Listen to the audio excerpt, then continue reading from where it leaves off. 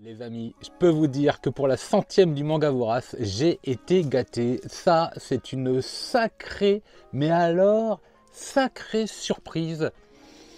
On en parlera dimanche.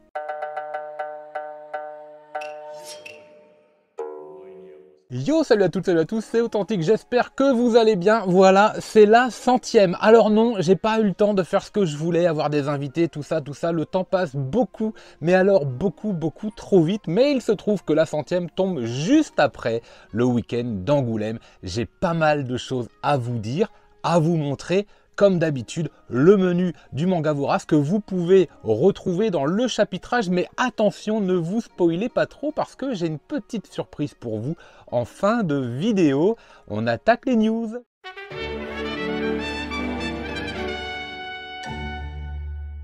Première news qui concerne la chaîne et qui concerne mes futurs achats à venir tout au long de l'année 2024. C'est le pari que je vous ai lancé, que vous m'avez lancé sur différents titres à choisir parmi des one-shots, une série courte, une série moyenne, une série mi-longue jusqu'à 24 tomes, puis une série XXL jusqu'à on ne sait pas combien de tomes. Donc ça y est, vous avez répondu dans les commentaires. Merci, vous avez été très nombreux. Il y a eu plein de commentaires. J'ai décortiqué tout ça. J'ai les résultats en pourcentage.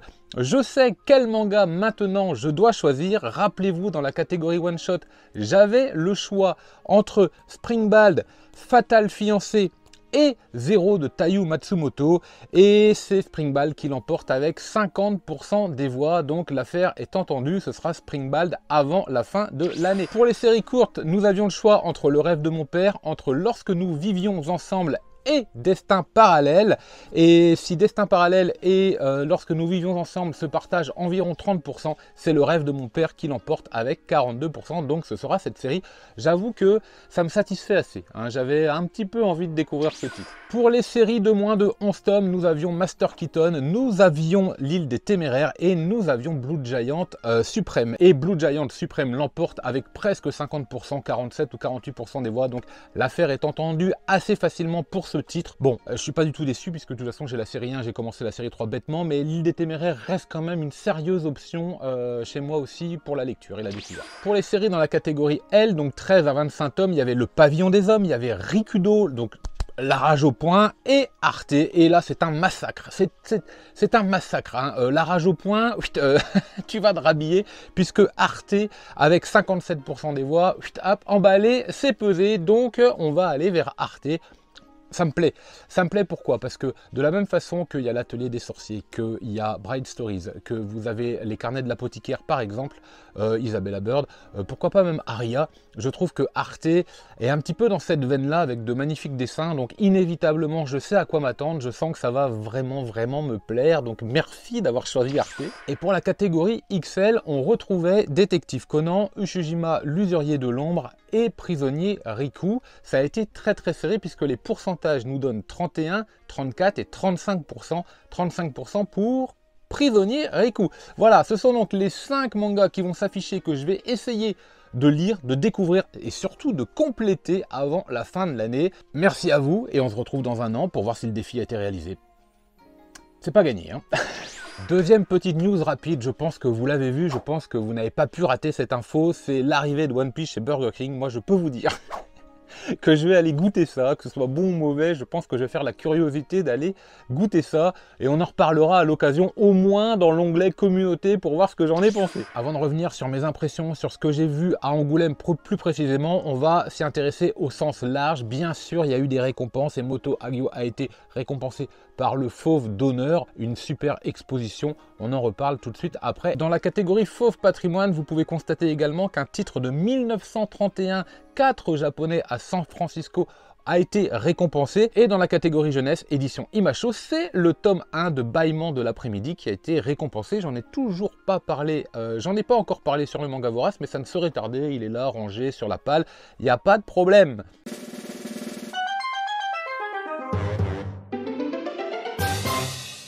Au niveau des sorties manga cette semaine, pas grand chose à se mettre sous la main et c'est tant mieux, un peu de calme, un peu de répit après ce mois de janvier de folie, ce week-end de folie, mais quand même le tome 17 d'Okuto no Ken, le one-shot réédition On en parle en focus juste après du Chien Gardien d'Étoiles, le tome 3 de Banana Soul, du My Hero Academia, le tome 12 de Ranking of Kings, une nouveauté, le Palais des Assassins, Dragon Quest et son tome 32 déjà, tout comme le tome 12 de City Hunter Rebirth et le tome 33 de Fire Force. Voilà, ça c'était pour les nouveautés, les sorties de la semaine, pas grand chose, en tout cas pas grand chose que je fais. C'est plutôt pas mal, donc voilà, ça fait du bien. On passe maintenant au gros sujet de la semaine.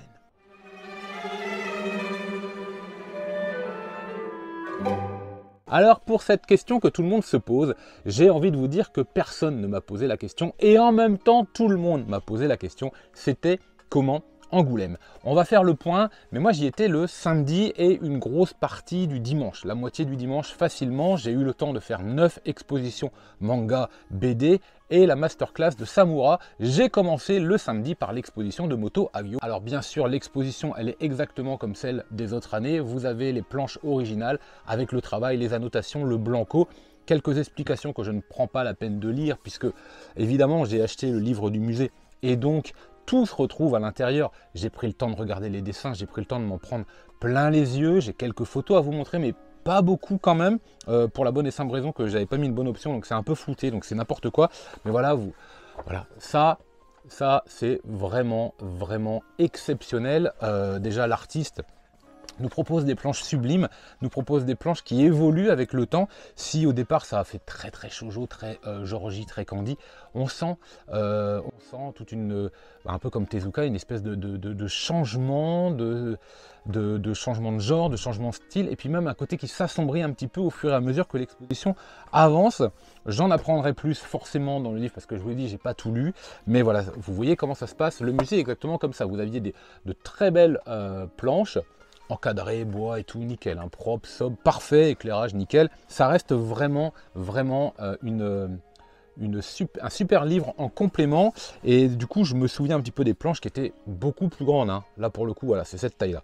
Ça, c'était très bien. L'exposition et la masterclass de Samura, où j'ai d'ailleurs chopé les 3 ex-libris. Donc, merci, parce qu'en fait, j'avais déjà les mangas et j'avais déjà ce qu'il me fallait. Donc, merci, en fait, parce que au stand, bah, j'ai pu les récupérer. Donc, ça, c'est vraiment très sympa.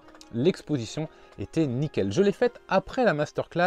Et ça a toute son importance parce que la masterclass a duré environ 1h30, c'était relativement long parce que vous avez la traduction et l'interprétation, donc vous avez double temps de latence évidemment pour qu'il y ait un échange, ce qui fait que ça ralentit un petit peu le rythme. Je suis ressorti mitigé et un peu déçu, les questions quand même, j'ai pas trouvé ça foufou. Et donc j'avais plus envie d'en apprendre sur les rouages, tout ça, façon Bakuman, vous voyez, non, je sais pas, c'était un petit peu long, toute la partie université, ça a mis du temps à s'enclencher, à démarrer.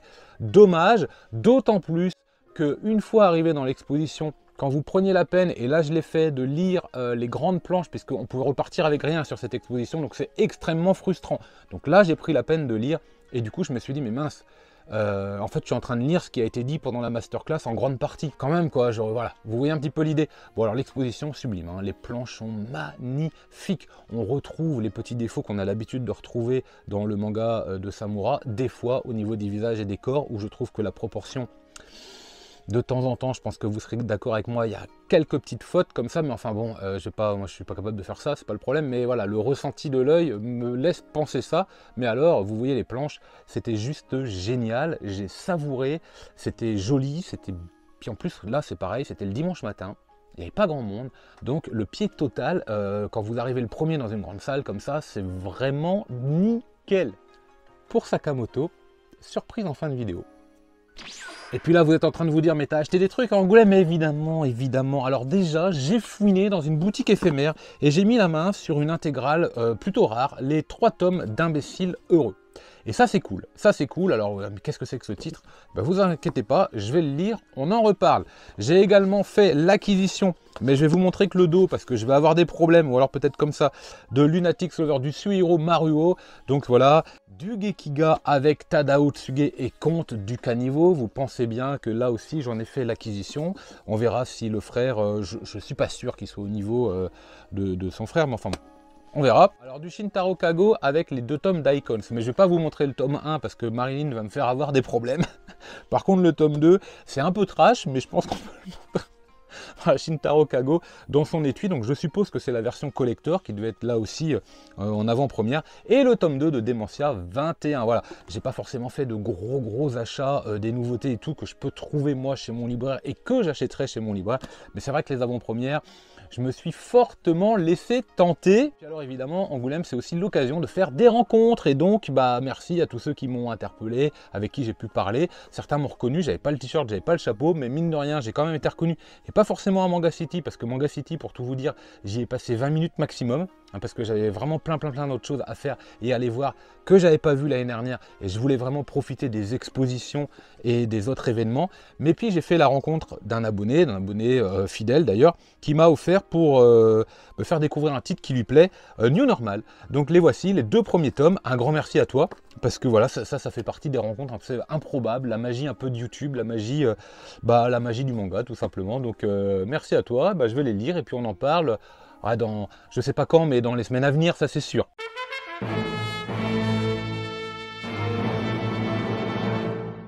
Et on va attaquer ce manga vorace avec Sugimoto, véritable légende de la guerre russo-japonaise qui va se retrouver à la fin de la guerre du jour au lendemain à disposition d'une information incroyable, la possibilité de mettre la main sur un vrai pactole 76 kg d'or à la suite d'une rencontre avec un personnage qui, sous l'effet de l'alcool, lui en a trop dit. Voilà, je parle du tome 1 et la découverte de Golden Kamuy, dont le dessin de la cover reflète vraiment ce que vous allez trouver à l'intérieur. Un manga riche, un manga détaillé, un manga culturel, un manga d'aventure avec pas mal d'humour également culturel parce que l'histoire se passe sur l'île d'Hokkaido et que vous allez en apprendre davantage sur le bestiaire de l'île, sur son environnement et sur la culture Ainu, puisque une jeune fille va intervenir dans ce tome 1, va sûrement d'ailleurs intervenir dans les prochains tomes, une Ainu dont on va apprendre les us et coutumes, et c'est très intéressant. Le manga, je vous le disais, se lit très vite, très bien, pourtant il y a du texte, il y a beaucoup de choses qui sont expliquées, narrées, mais qui sont très intéressantes parce qu'on apprend beaucoup de choses, et en même temps, ça va être entrecoupé de scènes d'action qui sont vives, qui sont dynamiques, qui relancent la lecture, qui relancent la concentration et notre envie d'en savoir plus. Le tome 1 ne laisse qu'une super impression. Le tome 1 ne laisse qu'une seule envie, c'est d'avoir le tome 2, puis le tome 3, puis le tome 4. Alors je crois que la parution est à 28 sur 31. 31, ce sera série terminée. Il est assez évident que je vais continuer cette lecture. Il est assez évident que je vais suivre les bons conseils de ceux qui m'ont dit qu'il fallait que je lise ce titre que je vous recommande au moins de découvrir avec le tome 1, vous ne serez pas déçus. Je l'attendais de pied ferme tellement j'ai adoré ce manga, il fait partie de mes meilleures lectures de la dernière décennie avec Beastars. Je parle de Peleliu. Peleliu, c'était une vraie réussite, une vraie surprise. Le manga il est violent, le manga sous son style très minimaliste et très simple va nous conter, vous le savez, les horreurs de la guerre, notamment de la guerre du Pacifique et encore plus sur l'île de Peleliu à travers un soldat qui est aussi mangaka et qui va nous conter un petit peu tout ça tout simplement. Et Peleliu Gaiden arrivait la semaine dernière avec son tome 1. Alors Peleliu Gaiden, c'est pas une suite à Peleliu, c'est véritablement en parallèle à Peleliu, tout simplement parce que si Peleliu est l'histoire principale de la guerre du Pacifique, Peleliu Gaiden va s'attarder, toujours avec le même style, toujours avec le même savoir-faire, toujours avec ce même contraste entre dessin simple et violence et réalité de la guerre, mais va nous conter en fait les histoires parallèles des autres personnages ou du point de vue des Américains, du point de vue des habitants de l'île, du point de vue d'un autre soldat, d'un autre personnage qu'on aura retrouvé dans le manga, sur des situations, sur des scènes, sur des moments précis qui ont été impactants pendant la lecture de Peleliu. Donc là, c'est vraiment très bon. Vous pouvez le lire indépendamment de Peleliu, mais ce serait dommage. Vous pouvez le lire même si vous avez lu Peleliu il y a un moment, et là vous allez ressaisir certaines choses, mais je pense que le meilleur à faire serait de lire Peleliu, puis de relire Peleliu Gaiden. L'avantage, c'est que dans le manga, les auteurs nous livrent entre les chapitres quelques petites explications, et surtout le moment où ça a eu lieu. Comme ça, si vous voulez, vous savez dans quel tome, vous savez à quel moment vous pouvez aller rechercher et relire le chapitre en parallèle correspondant. Ça, c'est plutôt pas mal. Bref, c'est violent. ça vous remue les tripes. Chaque petit chapitre est vraiment incroyablement bien senti. Ça ne dénature absolument pas le récit original. C'est juste une vraie réussite. Là aussi, je vous le dis, c'est à lire. Et troisième manga que je vous présente pour ce Mangavora, ce sera du Kazuo Umezu avec la lecture découverte d'Orochi. Alors Kazuo Umezu, j'ai déjà lu L'école emportée, lecture pour l'instant que j'ai arrêtée, plus à cause du format, vous savez, que à cause du titre en lui-même. J'ai beaucoup de mal à lire ce petit format là, Bunko. Je tique un peu et la nouvelle édition me plaît pas plus que ça. Je pense que pour ce genre d'auteur, ce genre de récit bien vintage, on pourrait avoir un grand format comme nous le propose le Lézard Noir avec Orochi et avec Je suis Shingo par exemple, que je n'ai pas, mais enfin, voilà, vous comprenez un petit peu l'idée. Donc j'étais très curieux de faire la découverte de ce manga, de ce titre, qui se découpe là en 2 histoires, dont la première qui est juste géniale. Franchement, c'est assez inégal entre les deux, ça se lit d'une traite en revanche, parce que j'ai commencé très tard la première histoire, il était quasiment 1h du mat, j'ai lu la première qui est beaucoup plus courte puisqu'elle doit faire 1/3 par rapport à l'autre, j'ai éteint, j'ai voulu m'endormir, et en fait non, impossible, il fallait que j'y retourne, donc j'ai lu tout le manga, j'ai fini à pas d'heure, bon bref. Donc c'est vraiment très plaisant, bravo Kazuo Umezu pour le sens et la maîtrise de la narration, même si c'est du vintage, même si c'est d'époque, même s'il faut accepter quelques faiblesses narratives qui sont liées en fait, à la façon de faire de l'époque tout simplement. Même le trait, hein, ça pourra ne pas plaire à tout le monde, c'est vrai que ça fait un peu vieillot. Mine de rien, si vous outrepassez ces détails, parce que ça reste des détails, vous avez là entre les mains une œuvre qui est très bonne, vous avez là une œuvre d'un auteur dont les qualités ne sont plus à contester. Est-ce que c'est la meilleure œuvre de Umezu? J'en sais rien, puisque je vous dis, je ne connais vraiment pas toute son œuvre pour l'instant, je suis très limité et je pense en plus que je n'ai pas lu les meilleurs de base, le meilleur reste à venir, donc on reparlera un petit peu de la globalité des œuvres de l'auteur quand je pourrai plus vous en parler. Pour l'instant ce n'est pas le cas, mais Orochi, j'ai vraiment passé un bon moment, donc je crois que c'est en 4 tomes, oui, je vais compléter la série, ça c'est sûr, ce sera fait courant de l'année, pas de problème, moi j'ai aimé ce côté un peu fantastique, ce côté un peu horrifique, un peu horreur psychologique, ça fait sourire, hein, ça fait pas peur, ça fait sourire, mais l'effet est là, le plaisir de lecture est là, et puis je vous l'ai dit, j'ai repris le manga, j'ai rallumé pour connaître la fin, pour aller lire la seconde histoire. Je pense que rien que ça, c'est l'argument qui suffit à lui-même en fait, tout simplement. À défaut que ce titre vous intéresse, Kazuo Umezu, un auteur au moins que je conseille de découvrir. Allez, on enchaîne avec le manga suivant, Le Chien Gardien d'Étoiles. Oh là là là là là là là là là là là là là. Ça, c'est un des meilleurs one-shots que je possède dans ma collection. C'est une de mes meilleures lectures, mais qui dit meilleure lecture dit pas forcément lecture joyeuse. Et je vous assure, un petit peu à l'instar de l'Oiseau Bleu, un petit peu à l'instar du monde de Setchan, qu'il faut s'accrocher, que ça vous remue les tripes. Donc je ne vais pas vous raconter de quoi ça parle. Globalement de l'histoire d'un chien et de son maître. Je n'irai pas plus loin, un manga tranche de vie où vous allez retrouver ce duo un peu dans la difficulté, beaucoup dans la difficulté. Et puis alors, le manga est extrêmement bien réalisé parce que le scénario va vous proposer un découpage inattendu à la lecture. Moi, je l'ai relu. Je l'ai relu puisqu'il va sortir chez Pika Graphics, comme on le disait. Mais j'ai l'édition, l'ancienne édition Sarbacane, donc j'ai pris la peine de le relire. Et j'aurais pas dû, hein, tout simplement, parce qu'en fait, ça vous remue les tripes, Le Chien Gardien d'Étoiles. Donc, j'ai été secoué pour la 2e fois. Globalement, je me rappelais de l'histoire, mais ce que j'avais oublié, c'est les émotions qui étaient générées. Et rebelote, patatras, quoi. Donc, je vous cache pas que je me suis presque insulté quand j'ai fermé le livre. Mais pourquoi t'as relu ça? Bref, Le Chien d'un Gardien d'Étoiles est extrêmement minimaliste dans son trait parce que l'essentiel est le propos et vraiment la naissance de sentiments, vraiment l'expérience de lecture que vous allez avoir à travers ce titre. Il me semble que Pika Graphics va vous proposer l'intégralité des 2 tomes parce qu'il y a un autre tome que je possède dessus, mais je ne l'ai pas relu et de mémoire c'est un petit peu moins bon, c'est un ton en dessous. En tout cas, la première partie est vraiment exceptionnelle, auquel les dessins sont simples, hein, je vous l'ai dit, c'est relativement minimaliste, oui, presque simpliste par moment, hein, plus que simple, presque simpliste, mais c'est pas grave parce que ce n'est pas ce qu'on recherche et que de toute façon, l'histoire va vous faire oublier tout ça, vous allez être pris dans quelque chose que vous redoutez, tout simplement.